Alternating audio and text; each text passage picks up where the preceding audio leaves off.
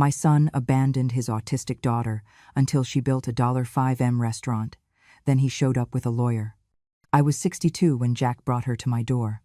I had not seen my son in over 8 months, not since he quit his 3rd job in a year and moved in with a woman half his age. That morning, I was pulling weeds from the corner of my garden, watching the autumn fog settle over the hills behind my house. I heard the crunch of tires on gravel, then the sharp slam of a car door. Jack stood there, looking thinner than I remembered.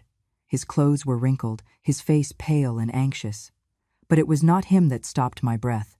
It was the child hiding behind his legs. She could not have been older than 5 years old, tiny, almost doll-like, holding a stuffed gray cat so worn its eyes had faded. Her dark hair was tied in a lopsided ponytail, and her face looked like it had not smiled in a long time. "This is Lily," Jack said, gesturing vaguely. I blinked. "Your daughter?" "Yeah. Listen, I need you to take her for a while." "What?" "Jack, what do you mean? Where's her mother?" "She left," he muttered, then added, too quickly, "Just for a few weeks, okay? I'll come back once things settle down." I looked down at the girl. She did not meet my gaze. She stared off toward the trees, her arms wrapped around that stuffed animal like a life vest. Something in me tightened. "Jack, this little girl, she's not just quiet, is she?" "She's autistic," he cut in flatly. "Doctors say she's got issues with speech, eye contact, sensory stuff, whatever. I do not have time to deal with that right now." I stepped forward. "Son, she needs you. You cannot just drop her here like—" Jack snorted and gave a cold, crooked smile. "She needs me? You are one to talk. You have been living like a hermit in this moldy old cabin, living quietly, talking to birds and old books. You're practically as shut in as she is." He shoved a worn suitcase onto the porch. "Face it, Mom. The only real value you have left is free childcare." Then he turned around, walked down the steps, and drove off without looking back. If you feel justice deserves celebration, smash that hype button. Let us keep stories like this alive, echoing far, far away. Your support helps us bring understanding and love to those who deserve it. Thank you so much. Keep listening. I stood on the porch as the dust from his tires settled. Lily remained frozen where he had left her. She did not cry. She did not ask for him. She just stood, staring into the trees. I brought her inside. She did not speak that first day, or the second. She did not eat, barely drank water, refused to meet my eyes. She spent hours sitting by the window, gripping that toy cat, her face as still as stone. I left food by her side. It went untouched. I spoke gently. She did not respond. I tried cartoons, toys, music, silence. Nothing reached her, and yet, I felt her watching. When I moved, her eyes flicked. When I turned my back, I could feel her attention like a whisper behind me.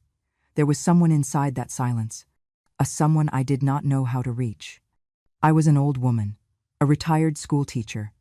I had spent my life helping other people's children learn their ABCs, solve fractions, survive middle school heartbreaks. But this child, my own granddaughter, she was beyond the reach of everything I had ever learned. By the 3rd night, I sat at my kitchen table, staring at her untouched plate. I was exhausted, afraid, angry at Jack, at myself, at the silence that filled this house like smoke. And then I remembered. When Jack was little 4 or 5, throwing tantrums, hiding under the bed for hours, there was only one thing that calmed him. Chicken soup. Real soup, the kind that takes all day. Bones boiled down to nothing. Carrots were sweet enough to melt. Onions were soft as silk.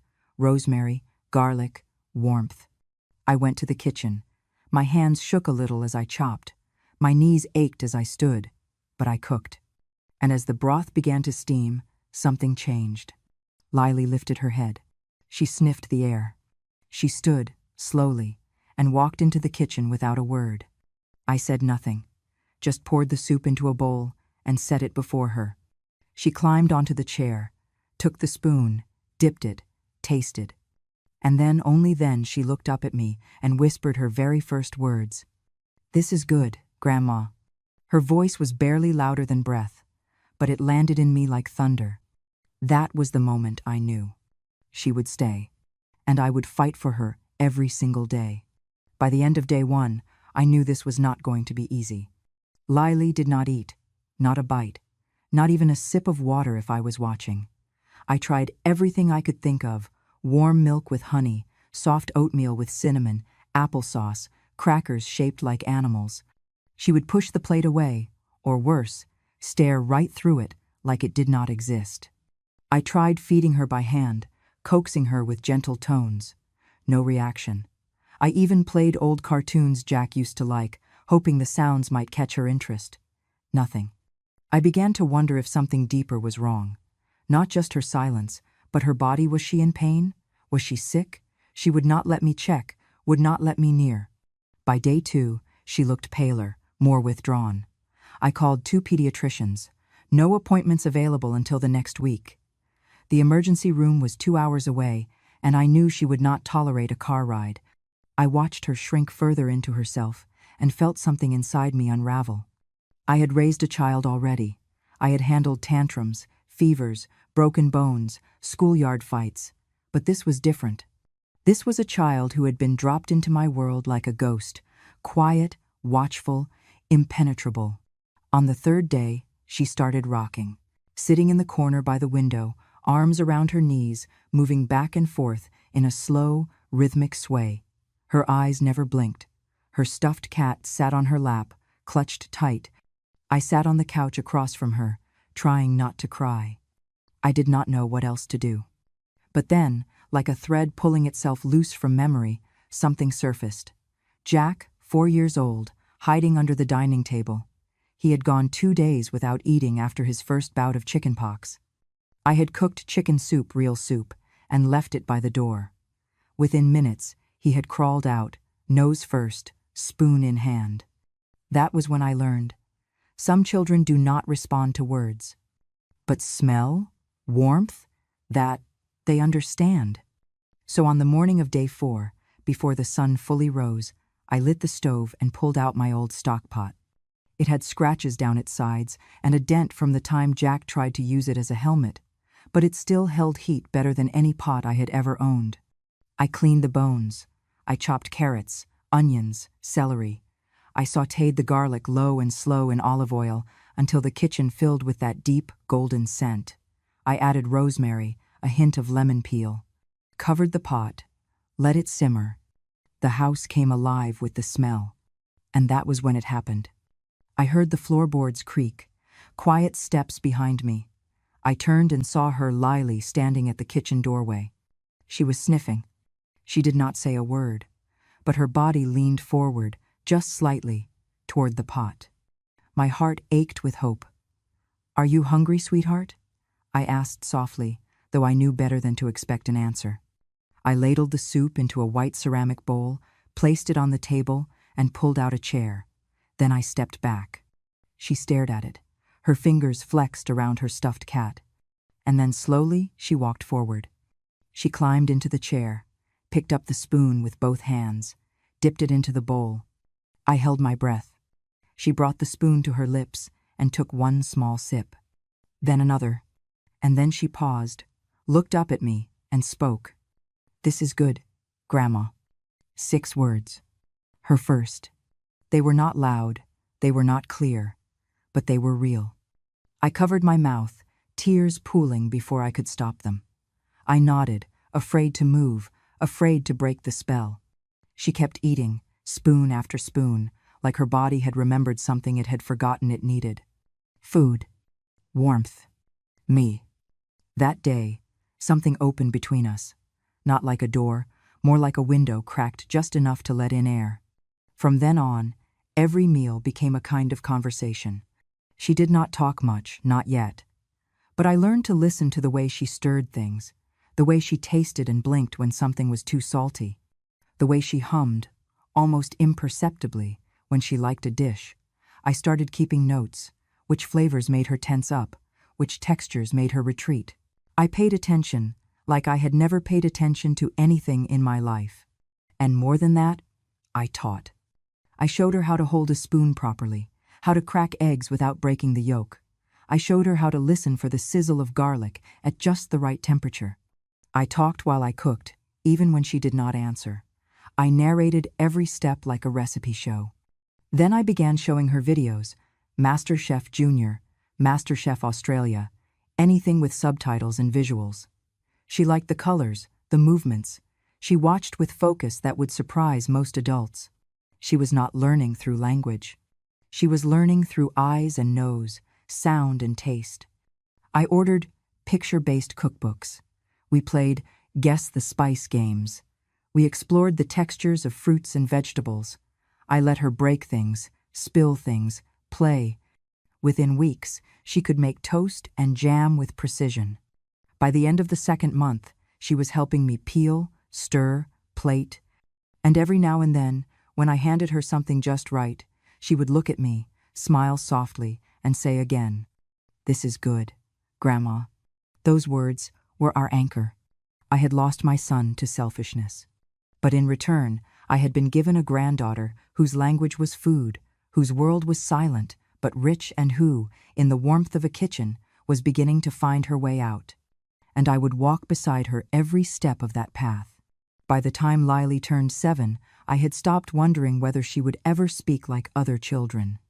She spoke, just not with words. She spoke with her hands, her eyes, the way she tilted her head when something intrigued her. She spoke with silence, with attention, and most of all, she spoke through food. What began as a daily survival ritual, getting her to eat, had become something sacred between us. We cooked together nearly every day.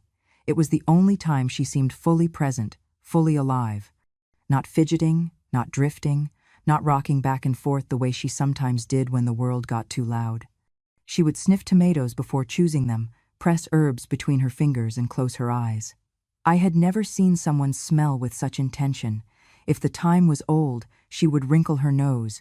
If the garlic was fresh, her lips would part, ever so slightly. Her sense of smell was sharper than mine. It humbled me. By 8, she could tell when oil was hot enough just by the pitch of the sizzle. Too sharp, she would whisper, if it hissed too fast. Not ready, if it bubbled too slow. She never guessed. She knew. I began documenting her progress, not because I wanted to brag, but because I needed someone else to see it too. I filmed her folding batter, adjusting salt, recognizing ingredients by scent alone. I sent the videos to the therapist Jack had listed on one of Lily's old medical forms. The woman wrote back only once, but she said something that stayed with me. "You are not just teaching her to cook, you are teaching her to connect and to trust her own senses. That's therapy. You are doing therapy." Still, I never used that word around Lily. To her, we were just cooking, living, breathing in the kitchen air that always smelled like butter and rosemary and steam. At 9, she stopped needing recipes. She began inventing. One afternoon, she brought me a spoonful of something she had made while I was outside pulling weeds. "Taste," she said simply. The sauce was creamy, tangy, with a strange but delightful citrus kick. When I asked her what was in it, she pointed at a lemon, then at a small jar of mustard I had nearly forgotten existed. I stared at her, stunned. "Did you just create this?" She nodded once, then turned away and went back to stirring. 10 was when everything changed. It was the day after her 10th birthday. We had not celebrated with a party, crowds still overwhelmed her, but I had made a cake, and she had eaten 2 slices with quiet joy. The next morning, I woke up to the smell of sautéed onions. I thought I was dreaming. But when I reached the kitchen, I found her standing on a stool, barefoot, apron tied backwards, stirring a pot of broth. The sunlight caught the strands of her hair, and for a moment, I just stood there and watched. She noticed me and gestured for me to sit. No words, just a look. I sat. She served me a bowl. It was chicken soup, but not my chicken soup. It was hers. The broth was lighter, with notes of fresh dill. The carrots were cut thinner, almost decorative. There was a warmth to it I could not place, like the flavor had been aged, not rushed. It smelled perfect. I lifted the spoon. I tasted, and I cried. Because somehow, this little girl, this silent, odd, beautiful child, had taken everything I had ever taught her and turned it into something that felt like home. It was not just that the soup was good. It was that it tasted like memory, like care, like thank you. She sat across from me, watching, not eating, just watching. Her hands in her lap, eyes fixed on my face. I wiped my tears and smiled. "Lily," I whispered, "this is the best thing anyone has ever made for me." She gave a small nod, then finally said, "For you." After that day, she took over most of the cooking. She did it quietly, without expectation. She still did not speak often, but I knew, without fail, when I walked into that kitchen at 5 o'clock and found a bowl waiting, it was her way of saying, "I see you. I'm here. I love you." Some nights it was soup. Other nights it was roasted vegetables with delicate sauces I never would have dreamed of pairing. Once she made a dish with apples and pork that made me gasp out loud. Another time, she recreated a pasta I had not eaten since my honeymoon in Venice. She had never been to Italy. She had never even seen me make that dish. But she had felt it, somewhere. Her palate was extraordinary. Her timing, instinctive. And her silence? It was no longer something to mourn. It was something I began to understand. She was not absent from the world. She was listening to it more deeply than anyone I had ever known. At 10 years old, Lily had become the heart of our home. Her food was the glue that held us together, and though Jack had never called, never returned, never once sent a card or a check, I stopped waiting. I had her. She had me. And in that kitchen, with flour on her cheeks and soup on the stove, she was becoming whole, not fixed, not changed, just fully herself. The world outside could be as loud and cruel as it wanted. Inside this house, inside our kitchen, there was love. And it was warm, and it smelled like butter. Mildred arrived on a Tuesday afternoon, just as the rain began tapping against the kitchen windows. She had always been dramatic like that, never simply showed up. Always arrived, big scarf and glasses, dragging a well-traveled suitcase. We had not seen each other in nearly 12 years. She'd been a top critic at the Oregon table for years, sharp, feared by chefs, and adored by readers. Her reviews could make or break a restaurant. But she had retired quietly, disappeared to somewhere near Portland, and we had mostly kept in touch through birthday cards and the occasional recipe scribbled on napkins. I had told her, years back, about Lily, but I had never asked her to come. Still, there she was, standing in my kitchen with damp boots and perfume that smelled like pine needles and coffee. "I had a dream about soup," she said, shrugging off her coat. "Thought it meant something, so I got in the car." When she spotted Lily peeking from behind the living room doorway, she smiled softly. "So, this is the girl." Lily was 15 then, taller, still quiet, still shy around strangers, but in the kitchen, she moved like water, steady, certain, unafraid. "She is not much for small talk," I said gently. "Good," Mildred replied. "Most people ruin food by talking too much anyway." I had told Lily we would have a guest, that someone might be joining us for dinner. I had not said who. Lily nodded, as always, and slipped into her apron without a word. She chose the menu. Saffron tagliatelle, seared salmon, blood orange cream sauce with fresh tarragon. I did not help. I watched. She boiled the pasta from scratch, flour dusting her cheeks. She zested the oranges with care, cut the herbs with precision, seared the fish skin until it crackled like leaves underfoot. Mildred sat at the table, eyes following every movement, mouth shut for once in her life. And when Lily placed the plate in front of her carefully, silently, Mildred leaned forward, took one bite, and froze. She chewed slowly. Then again. Then again. Then she put the fork down, pressed her hand against her chest, and I swear to you this woman, who had eaten foie gras in France and lamb in Morocco and truffles shaved over risotto in Rome, she began to cry. Not loudly, just tears falling like they had been waiting years to be allowed. "Vivian," she whispered, "this is not a meal." She turned toward me, her voice thick. "This is culinary genius." I did not speak. My throat tightened. Lily stood at the sink, rinsing a spoon, unaware of the magnitude of what had just happened. "She is a prodigy," Mildred continued, now rising from her chair. "A natural-born chef. No formal training, no language needed. She thinks in taste, in balance. Do you understand how rare that is?" I nodded. Then she looked at me, serious as a prayer. "Let me take her. Let me teach her properly. This girl deserves a real kitchen, real tools, real guidance." I hesitated. Lily had never left my side for more than a day. She still struggled with new environments, unfamiliar routines, too much noise. The thought of her in a bustling professional kitchen made my heart clench. "She does not talk much," I said. Mildred's reply was soft, firm. "She does not have to."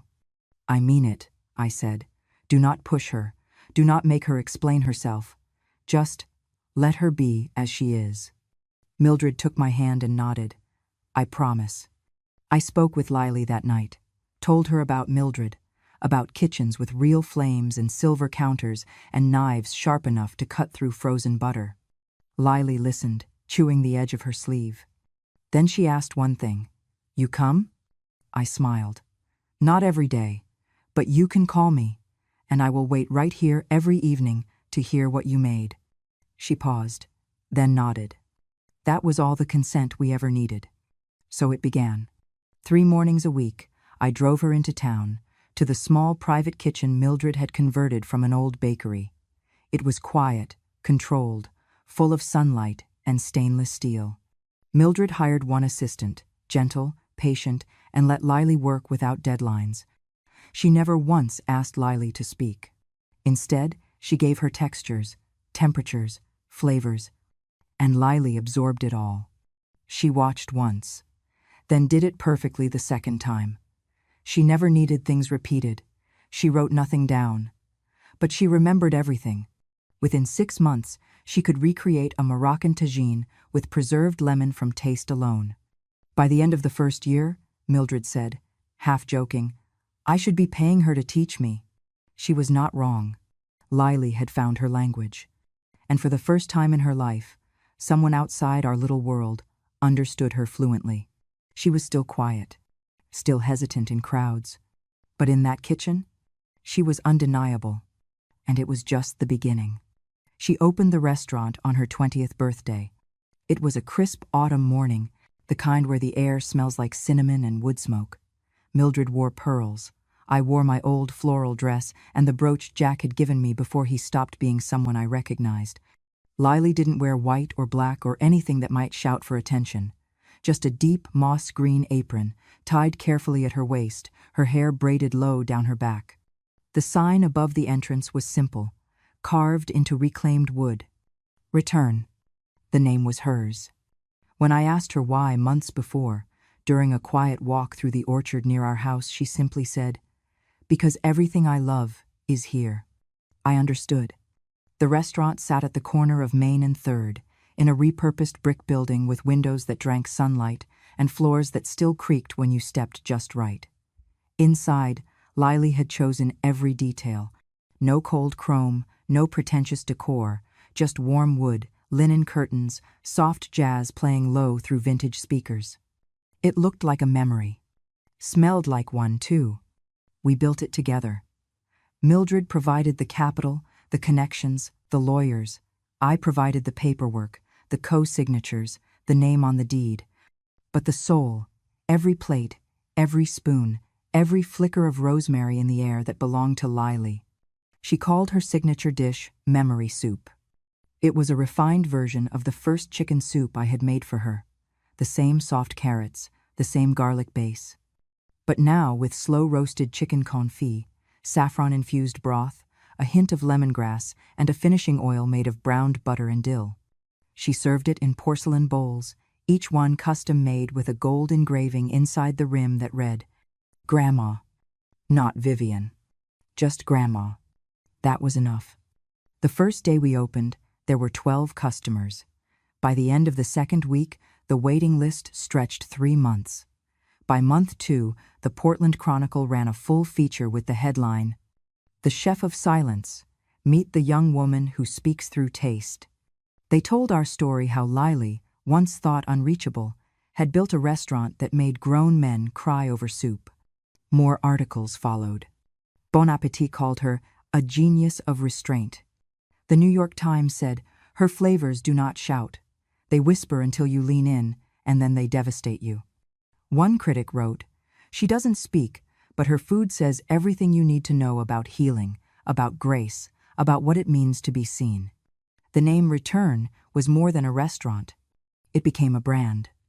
A place where strangers came not just to eat, but to feel, to remember their grandmothers, to cry without apology, to go back, if only for one meal, to a time before they were broken. Within 2 years, Mildred helped expand to Seattle, then San Francisco. By the end of the 3rd year, we were fielding offers from investors all over the country, but Lily turned down most of them. She refused to franchise just for money. Her rule was simple. If the kitchen didn't smell like a home, it wasn't a return. So the menu stayed small, the portions modest, and the soup, her soup, never changed. Every bowl still came engraved with Grandma, and every week she brought me one. Sometimes after closing, she would drive back to our little house, tired but radiant, and place it on the table in front of me. No words, just that same look she gave me the first time I fed her. As if to say, "I'm still here, I haven't forgotten." One night, she brought a small stack of articles, all the press, printed and clipped. She handed them to me and waited. I read slowly, tracing each word with the same care I used to trace her palm when she was a child, trying to calm her down during storms. When I looked up, she was watching. I whispered, "I am proud of you." She smiled. And then she spoke soft, clear, like sunlight through leaves. "I'm proud of you too." It was not about the $5 million or the fame. It was about the girl who once could not eat, now feeding the world. And it was about me, the woman once called worthless, being written into every bite of her legacy. The restaurant was named Return. But what Lily had given me was everything I never thought would come back. He came back wearing a blazer he could not afford, and a face I barely recognized. Jack had been gone for 15 years. No call, no letter, no dollar. He vanished from our lives the day he left Lily on my porch and never looked back. I had trained myself to stop hoping, to stop imagining one day he might knock on the door with regret in his eyes. I had grieved my son like he was dead. Then, one morning, he returned. But not alone. He walked into Return, flanked by a man in a navy suit, with a briefcase and a smirk, the kind of man who made his living cleaning up other people's messes or making them look clean. I was wiping down the counter when I saw them. Jack did not look older so much as worn out. His skin was sallow from too many sleepless nights. His hair was thinner, his belt tighter than it used to be. Lily was not in the kitchen at that moment. He looked around like he owned the place. "So," he said loudly, "this is what you did with my kid." I stood there, the rag frozen in my hand. The lawyer stepped forward. "Are you Vivian Carter?" I nodded once. He opened the briefcase, pulled out a thick folder, and handed it to me. "We are here today to initiate guardianship reclamation for Mr. Jack Carter regarding his biological daughter, Lily Carter. We are also serving notice that all intellectual property and assets developed under the brand Return are subject to parental claim under Oregon Family Statute Code 109.119. I stared at the pages. Jack chuckled and crossed his arms. "You think you could keep $5 million locked away in a soup bowl forever?" My voice barely came out. "You left her." "I left her with family."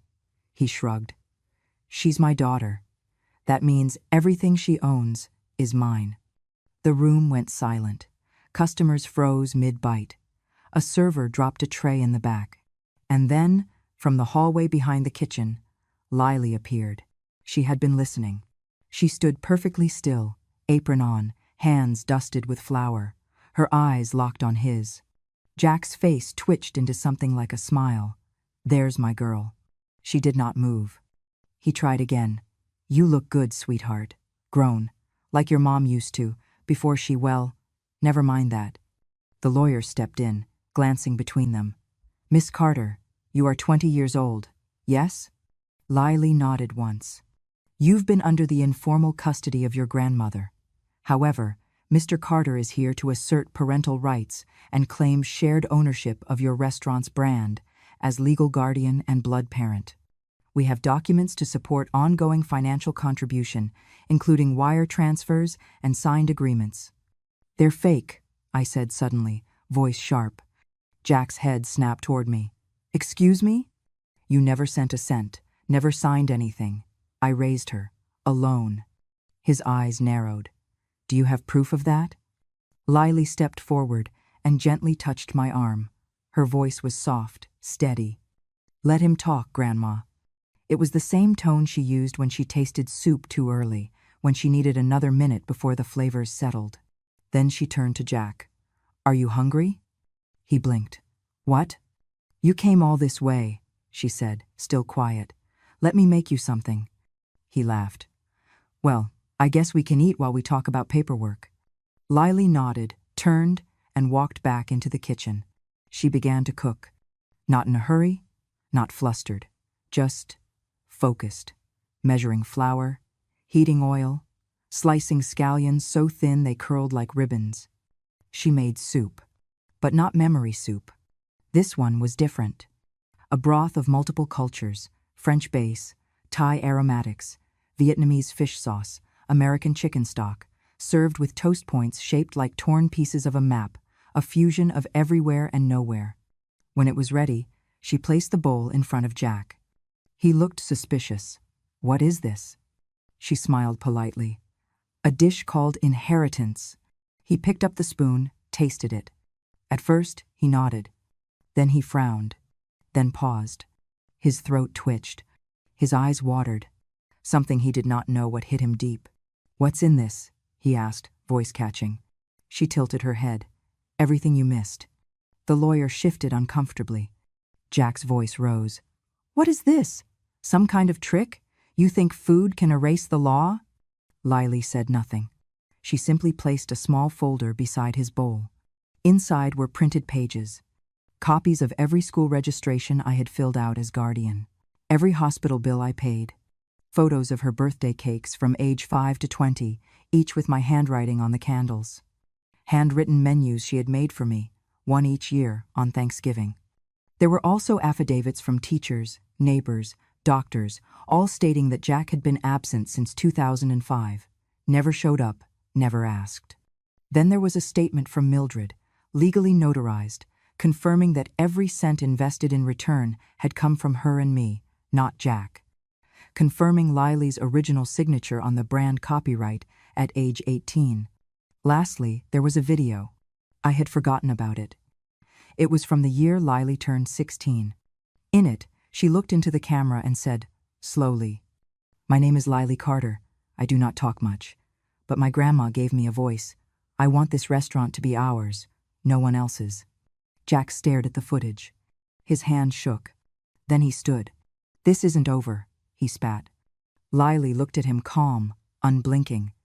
You're full, she said quietly. You just don't know what of. He stormed out. The lawyer followed, papers flapping. I sat down, weak with relief. Lily stood beside me. No smile, just peace. That was her way. No shouting, no drama. Just a meal you could not lie your way through. A taste that told the truth. And that day, justice was served hot and unforgettable. I walked into the courthouse with a calm I did not feel. My fingers clutched the edge of my coat pocket, where I'd hidden a small notebook full of menu sketches and meal dates. Outside, the morning air was crisp, and the columned building rose like a judge's stern verdict in stone. I felt 82 years old and more alive than I'd felt in decades. My granddaughter, Lily Carter, walked beside me in silence. Nothing flashy, no speech prepared because she needed no words. Her eyes held something stronger, a lifetime of being heard in the kitchen. Justice had a strange flavor today. The first witness was the lawyer for her father, Jack Carter. He laid out the papers first, thick folders of proof that Jack claimed showed 11 years of distant support, monthly phone calls, financial transfers, promises kept. The brevity of his tone contrasted sharply with the volume of his documents. They looked professional, stamped, but they felt hollow. Then Jack stood, and in a voice meant to carry weight, said, "My daughter has a brand built on my name. I am her father. I deserve my share. I have supported her. I have visited. I have rights." I listened. I nodded. I let him speak. But while he talked, Lily was preparing something else. She returned to the table, carrying 7 plates. One by one, each dish a chapter, each garnish a memory. The first, a bowl of the chicken soup that had broken her silence when she was 5. The broth glowed softly, the aroma gentle but unmistakable. I saw the judge glance up. The second, saffron tagliatelle with seared salmon and a citrus cream sauce, the same dish she prepared at 15 when her mentor, Mildred Farrington, declared she was a culinary genius. The third, a loaf of bread, baked to crisp perfection, inscribed with the word "return" in the crust the name of her restaurant. The next 4, dishes I did not fully understand at the moment, but each came with a small packet on the side, a sealed envelope containing a tax receipt, a photo of the kitchen on opening night, a video clip of Lily plating the dish at age 17, a notarized document showing the brand registration. The room grew quieter as each dish was placed. The air smelled of thyme, rosemary, browned butter, memories I thought I had buried with time. The judge inhaled. The lawyers shifted. Then the final moment. A video played on the big screen. It showed Jack's voice angry, raw. "She's only good for being babysat, for sitting quietly in the corner. A waste of space." The little girl in the video sat at the halfway eaten soup bowl he had once ordered her to finish. Her eyes fixed on the camera, she did not cry. Jack turned bright red. The judge, a woman with steel in her voice, leaned forward. "Mr. Carter, these dishes and the documented evidence linked to them constitute irrefutable proof of your abandonment. Miss Carter's rightful ownership of her work, and the lack of your contribution over the years." Jack tried to reach into his briefcase for another folder. It slid from his hands. He flushed. "I withdraw my claim," he muttered. The bailiff called for order. The judge's gavel struck. "Case dismissed. Mr. Carter is to be investigated for forgery and extortion. All rights to the brand, return. Remain with Miss Carter and her grandmother." Outside, the press gathered. Flashbulbs, microphones. One reporter asked me, "Mrs. Carter, how does it feel?" I answered quietly, "I cook what I love.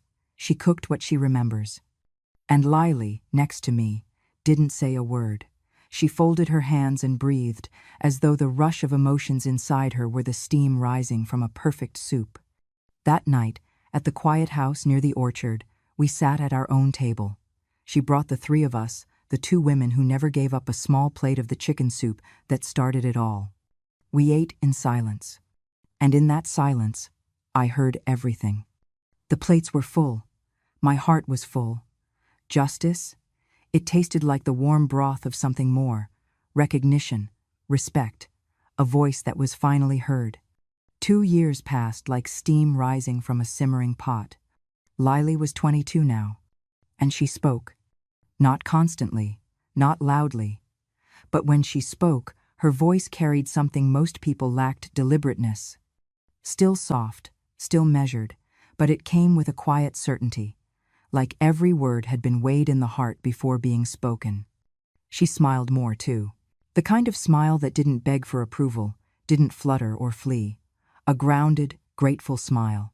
The kind you carry when you've built something lasting from a silence most people never survive. And she was in love. Paul had once been just another apprentice in Mildred's kitchen, a young man with kind eyes and hands made for dough and patience. He never tried to make Lily talk, never filled the air with noise. He had watched her the way good chefs do, without rush, without judgment, with total attention. They spoke in flavor profiles, in sauces and salts. They had fallen for each other across chopping boards and shared ovens, and when he proposed, He didn't use a ring. He served her a dish she had once described as her comfort on the hardest day. A plate of grilled eggplant with miso glaze, paired with black garlic mash, and a tiny note beneath the napkin that read, "Return home to me?" She said yes. The wedding was held at Return. Not because they needed to by then. Lily could have afforded any venue in Oregon, but because it was home. It was the kitchen that had raised her, the walls that had heard her first words, the soup that had saved her. We invited no more than 50 people. Mostly staff, friends, and the quiet few who had stood by us when silence was the only language Lily knew. The dining room was strung with warm lights. Wooden tables were lined with thyme sprigs and linen runners. There was no DJ. Just a string quartet tucked in the corner and the scent of roasted lemon chicken drifting through the doorways. The menu? 7 courses. The same 7 dishes Lily had presented in court. Each one a chapter. Each one a memory. The first course arrived in white bowls, steam curling into the rafters. Chicken soup. The same soup that had broken her silence at 5 years old. But this time, it was she who served it. She carried the tray herself, hands steady. And when she reached me, 82 now, hair silver, knees stiff but mind sharp, she gently set the bowl in front of me and knelt beside my chair. Then she said it. Her voice didn't tremble. Her eyes didn't drop. She looked me dead in the heart and whispered, "This is good, Grandma." The same 6 words, 17 years apart. I tried to speak, couldn't. My chest swelled too full to hold anything back. I laughed, then cried, then laughed again through tears. "Child," I finally managed, "turns out a pot of chicken soup can feed a soul." And in that moment, everything I had ever carried, every sleepless night, every tear I'd cried while she stared out windows, every ache from being called a babysitter instead of a mother lifted. Gone. She was free now. Not because the world had changed, but because she had made a place in it where no one could take her voice again. At the far end of the room, someone had left the small television on above the bar. The sound was off, but the caption scrolled across. "Mr. Carter is to be investigated for forgery and extortion." Months later, following a federal review, Jack Carter was sentenced to a 3-year suspended sentence. No one looked. No one needed to. His name had already been forgotten. What mattered was this room. This love. This soup. I watched Lily and Paul dance later, not like a performance, not a routine. Just a slow sway, 2 chefs holding each other like they were still measuring ingredients by feel. His hand never left her back. Her head fit perfectly beneath his chin. I sat, watching, grateful beyond words. Not for revenge, but for the right ending.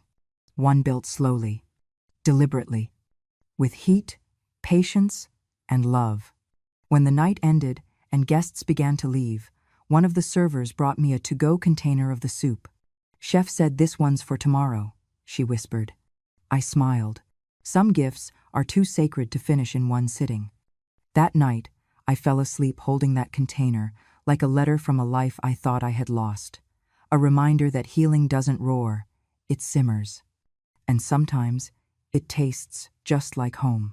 If this story stirred something in you, if it reminded you of the quiet power of love, the way healing can arrive not in noise but in nourishment, then we hope you'll stay with us. At Grandma True Stories, we believe the most extraordinary stories are the ones simmering just beneath the surface. So, if you haven't already, hit that subscribe button, share this story with someone who needs a little warmth, and come back soon. There's always more on the stove.